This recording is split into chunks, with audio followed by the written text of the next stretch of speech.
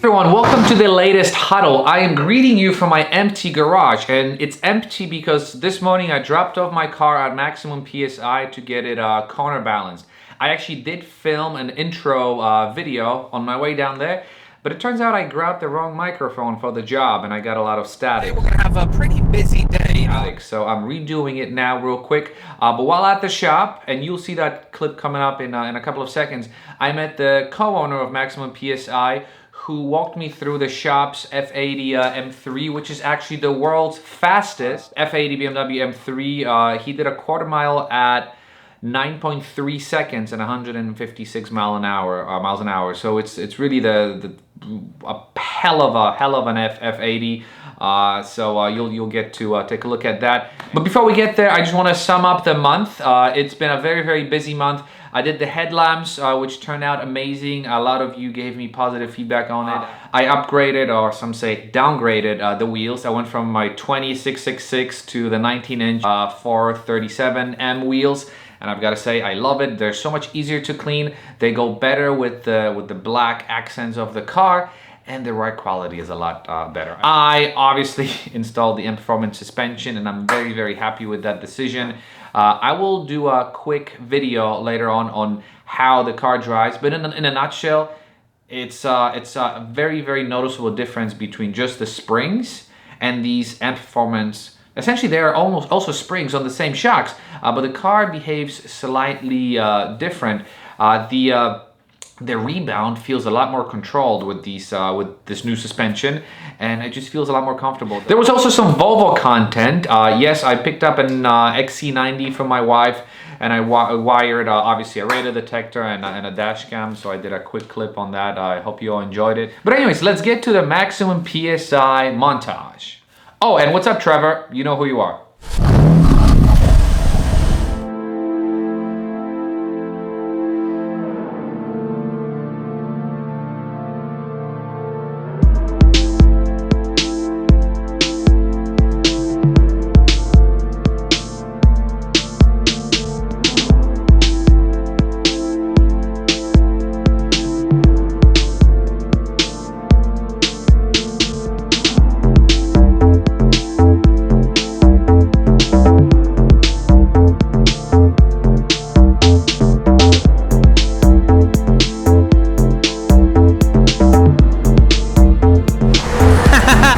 This is the guy that owns the white M3, and he showed up in a minivan.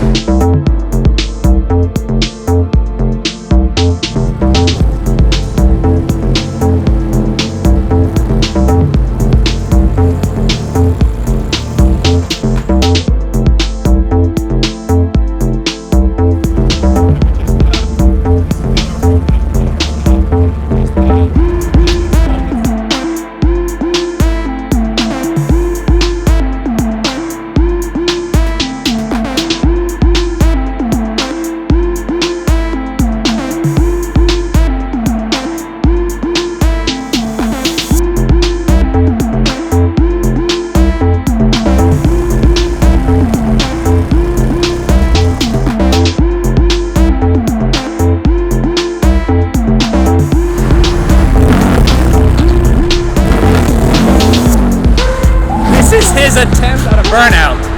He needs to be driving a Hellcat. That's what he needs to do.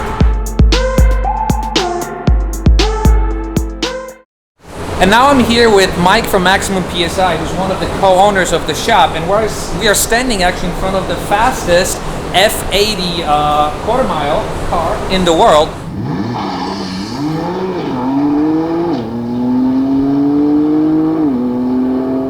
9.5 seconds. Did I get it right?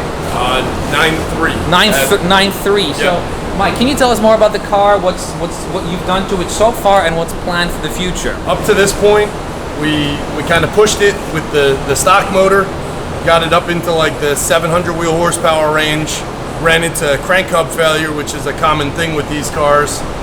Ended up pulling everything apart because when it failed, it bent all the valves. And at that point, we pretty much went through. We did ported head, full built motor, rods, pistons. Then we put our crank hub in it. We went through a it's a long story, but we went through a few test processes until we ended up with our keyed hub in it. And ever since then, it's been super solid. The car's got, as of right now, the car actually has nothing in it.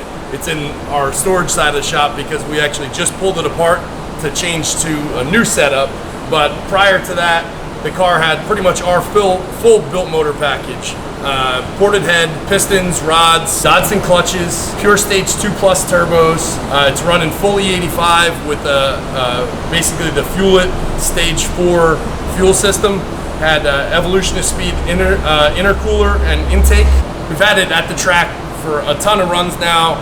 It broke into the 9s, got into mid 9s, and ended up down at 9.3 at 151 so far. So it's as far as I know, we still have the record in the world. There's a bunch of other cars that are too close. So what do? We take a perfectly good 900 wheel horsepower setup that just doesn't seem to break, and we strip everything out. I pulled the motor out, and I want to just go through everything while it's apart. We've had it together making big power for a while.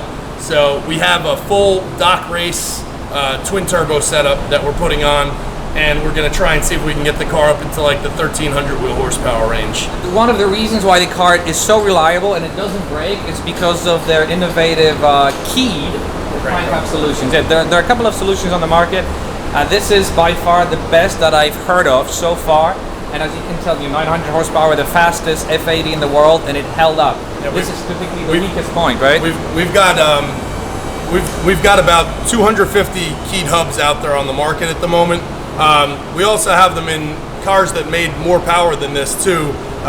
The ASR Kratos, their shop car, they made over 1160 wheel horsepower, and also Jordan from Arcade Tunes, his single turbo F80.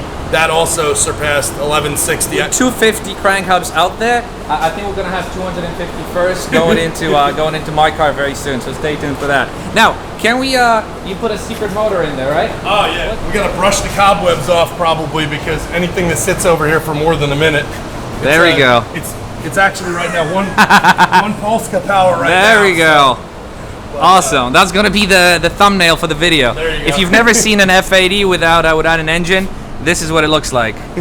This thing, even though it's been through the ringer, it's only got about 9,500 miles on it at the moment. So it's incredible. It's had a rough but very enjoyable life. Right. So, well, Mike, thank you so much, and I look forward to what the future brings you with the next build. Sounds good. Yeah. So this is the motor, the F80 motor. The turbos are gone, but look how clean it is. You can tell that there are no oil leaks, at least for the most part. If you've never seen an F80 motor out, this is what it looks like. So, what does the VTEC go? Well, yes.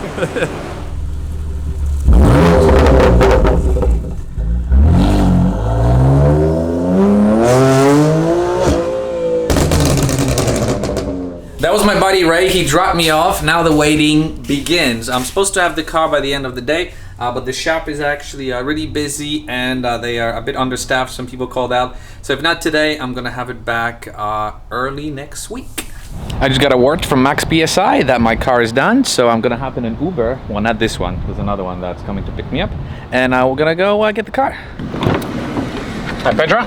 Yes. How are you? How are you? So real quick, this is my buddy's F83 that he picked up for his wife not too long ago. We're gonna do a video on it soon, but he just installed these tail lights. So what happens?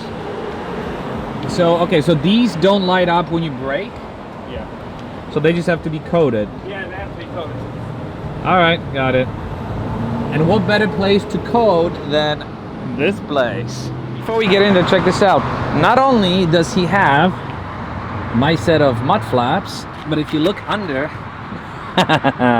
this is my design.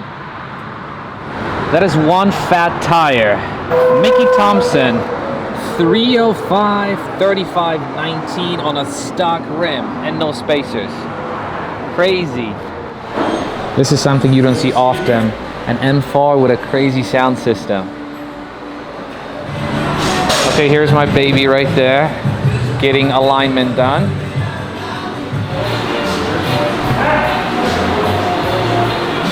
Okay, so this is it. This is how it's sitting. All right, I think the back is sitting a bit too high.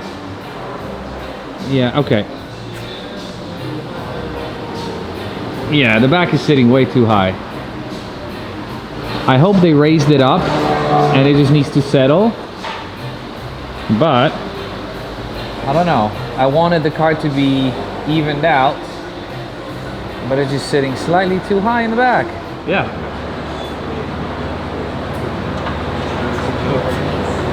Yep.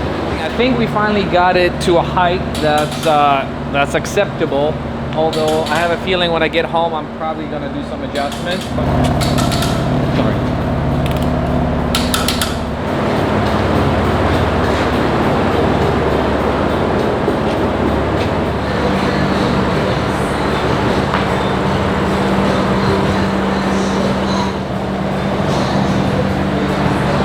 No, 920, 920, 838, 853. So it's like, oh, so it's like 50-50 almost. Yes. Yeah. Yeah. But I like to do the work.